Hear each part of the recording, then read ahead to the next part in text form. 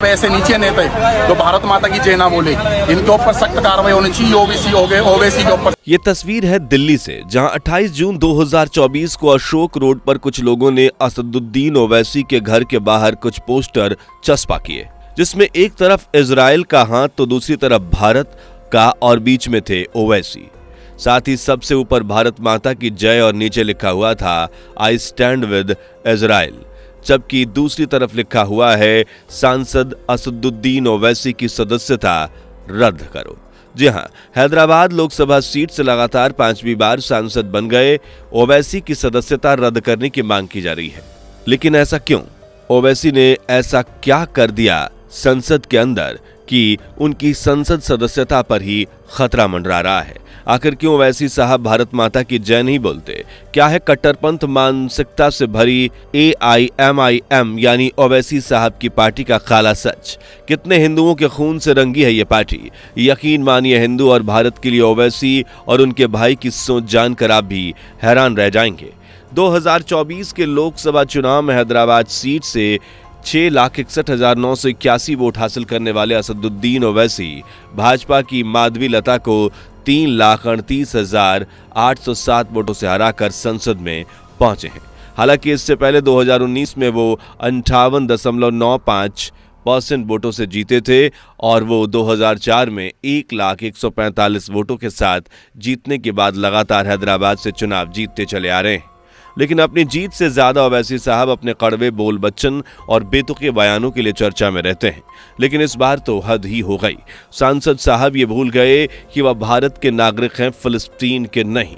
दरअसल बात 28 जून की, जब सांसदों का शपथ ग्रहण कार्यक्रम चल रहा था। सांसदों की भीड़ में एक नया नाम असदुद्दीन ओवैसी साहब का भी था। वो माननीय स्पीकर के पास पोडियम पर पहुंचे और शपथ के दौरान जय भारत, भारत माता की जय जैसा एक शब्द नहीं कहा, बल्कि उन्होंने तो जय फिलिस्तीन के नाम को ही बोल दिया। जय भीम, जय मीम, जय तेलंगाना, जय फलस्तीन, तकबीर, अल्लाह अकबर। ये वीडियो आपने जो अभी देखी भारत के संसद भवन की है, जहां ओवैसी साहब बड़ी तसल्ली से जय फिलिस्तीन के नारे लगा रहे हैं। ये तो कुछ भी नहीं। जब जनाब की इस हरकत पर विरोध हुआ तो ओवैसी साहब ने कहा, तो क्या हो गया? खिलाफ है? कैसा खिलाफ है? कैसा खिलाफ है बताइए, बताओ कौन सा संविधान का प्रोविजन है? अच्छा, तो आप कह रहे हैं आपने अरे सब ने क्या क्या कहा वो तो सुन लीजिए ना।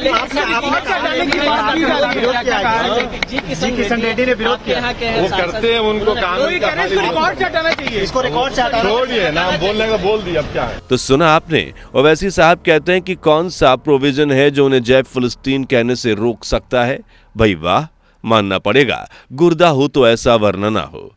हालांकि ये सही भी है, संविधान का कोई अनुच्छेद, कोई आर्टिकल ये नहीं कहता कि जय फिलिस्तीन बोलना गलत है। लेकिन अगर यूं संसद में जय भारत की जगह जय फिलिस्तीन गूंजने लगेगा तो कल को कुछ फड़फड़ाते परिंदे जय चीन बोलेंगे और जय पाकिस्तान बोलने को तो ना जाने कितने ही मरे जा रहे हैं। वो सब संसद में जय पाकिस्तान मचाएंगे, फिर तो हो गया काम। यहाँ कोई ओवैसी साहब से ये पूछे कि उन्हें भारत की जय बोलने में दुख क्यों हो रहा है, भारत माता की जय बोलने में उनकी फट क्यों जाती है। पर फिलिस्तीन के ये इतने चहीते हैं कि जय फिलिस्तीन बोलने से पहले जुबान नहीं लपलपाई। वैसे जुबान गोते खाएगी भी क्यों? फिलिस्तीन में मर रहे धर्म के नाम पर अपनों का दुख जो है जनाब को। हालांकि इसमें ओवैसी साहब का कोई कसूर नहीं है, बल्कि कसूर इनकी पार्टी का है, जिसकी नींव रखने वाले की सोच जिहादियों को भी मात दे सकती थी। पर ये सब हमें तब समझ में आएगा जब हम AIMIM का इतिहास जानेंगे। पर इसके इतिहास में घुसने से पहले आप जरा चैनल को सब्सक्राइब करके बेल आइकन को प्रेस कर लीजिए, और लगता है कि ये वीडियो जन जन तक जानी चाहिए तो जमकर शेयर ठोक दीजिए। तो दोस्तों, कहानी शुरू होती है आजादी के बाद 562 में से 559 रियासतों ने भारत के साथ जाना तय किया, जबकि कश्मीर, जूनागढ़ और हैदराबाद रियासत अभी भी सोच विचार कर रही थी। कश्मीर, जूनागढ़ तो फिर भी ठीक है, लेकिन भारत के साथ जाने में सबसे ज्यादा पेट दर्द था हैदराबाद के नवाब मीर कासिम अली खान का। सरदार वल्लभ भाई पटेल के मनाने के बाद भी हैदराबाद का ये नवाब हैदराबाद को या तो पाकिस्तान के साथ ले जाना चाहता था या फिर एक अलग मुस्लिम राष्ट्र बनवाना चाहता था। अपनी इसी मंशा को पूरा करने के लिए नवाब ने रजाकार्स करके एक सेना भी बना रखी थी जिसका हेड था कासिम रिजवी। अब कासिम रिजवी कौन? तो मजलिस-ए-इत्तेहादुल मुस्लिमीन नाम के एक मुस्लिम संगठन का लीडर। इस संगठन का सिर्फ एक ही मकसद था, कैसे भी करके हैदराबाद को मुस्लिम स्टेट बना दिया जाए और पाकिस्तान के साथ हो लिया जाए। अब ये वो समय था जब अलग अलग रियासतों के नवाब दिल्ली पटेल जी से बात करने आ रहे थे, लिहाजा हैदराबाद से भी एक डेलीगेशन दिल्ली पहुंचा जिसकी मांग थी हैदराबाद भारत का हिस्सा होगा, लेकिन सिर्फ फॉरेन, डिफेंस और कम्युनिकेशन की जिम्मेदारी भारत की होगी, बाकी सब हैदराबाद के निजाम खुद देख लेंगे। सेम चीज जॉन ज़ुब्रज़ाइकी ने द लास्ट निजाम अपने किताब में लिखा है। आप देख सकते हैं कि अब इधर निजाम और भारत सरकार के बीच बातचीत चल रही थी, वहीं कासिम रिजवी को यह बातचीत देख बड़ी चुल मच रही थी। उसने निजाम और उनके परिवार वालों को धमकी दी, अगर तुम भारत सरकार के साथ गए तो तुम्हारे घर जला दिए जाएंगे। जी हाँ, खुलेआम धमकी। इतना ही नहीं, रिजवी ने निजाम के घर रजाकारों की फौज भी तैनात कर दी, मतलब निजाम की फौज अब उसी के लिए खतरा बन गई। यहाँ तक तो सरकार ने बर्दाश्त किया, लेकिन असली खून खौला 27 अगस्त 1948 को, जब रिजवी के कहने पर सैकड़ों हिंदुओं को एक कतार में खड़ा कर भून दिया गया। बहन बेटियों के साथ गलत काम किया गया। ये जुल्म रिजवी के कहने पर हिंदुओं पर आए दिन ढाए जाने लगे। इस भयंकर कट्टरता और नरसंहार के बाद सरकार समझ गई कि अब पानी सर के ऊपर जा चुका है, इसलिए सितंबर 1948 को रजाकारों के खिलाफ ऑपरेशन शुरू किया गया और 5 दिन तक चले इस ऑपरेशन के बाद आखिरकार 5 सितंबर 1948 को हैदराबाद के निजाम की भटकी हुई अकल ठिकाने पर आई और 1950 को हैदराबाद भारत का हिस्सा बन गया। रजाकारी का वजूद भारतीय सेना ने पूरी तरह से खत्म कर दिया और रिजवी को उठाकर जेल में पटक दिया। करीब 9 साल तक जेल की हवा खाने के बाद भारत सरकार ने कहा कि तुम्हें हम छोड़ देंगे, लेकिन दोबारा भारत में भटकना नहीं। रिजवी भी नाक रगड़ता हुआ राजी हो गया और उसे रिहा कर दिया गया, लेकिन भारत से भटकने से पहले उसने MIM के कुछ लीडर्स के साथ हैदराबाद में वे एक वकील के घर पर बैठक की और MIM की कमान अब्दुल वाहिद ओवैसी को सौंप दी। बता दें कि ये जनाब असदुद्दीन ओवैसी साहब के दादा हुजूर ही हैं, जिन्होंने MIM जैसे कट्टर संगठन को ऑल इंडिया मजलिस-ए-इत्तेहादुल मुस्लिमीन किया और इसे एक राजनीतिक संगठन का रूप दे दिया। यानी आप समझ सकते हैं कि ओवैसी साहब की जो घिसी पिटी मानसिकता है वो उन्हें विरासत में मिली है।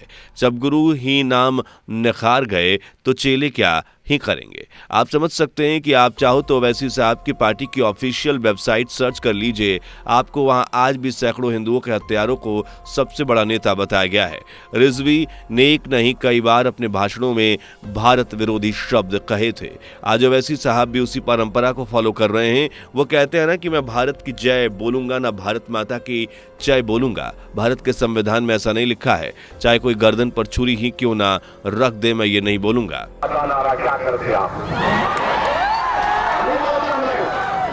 मेरे गले में छुरी भी रख देंगे तो नहीं बोलूंगा मैं, क्योंकि हिंदुस्तान के कॉन्स्टिट्यूशन में कहीं पर भी लिखा हुआ नहीं है भारत माता की जय बोलना।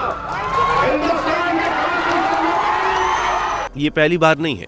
5 दिसंबर 2021 की कानपुर जनसभा में तो वैसे खुलेआम मोदी योगी का नाम लेकर पुलिस वालों को धमकाते दिखे। पार्लियामेंट ऐवान असेंबली ऐवान बल्दिया में बनते क्या है बताओ।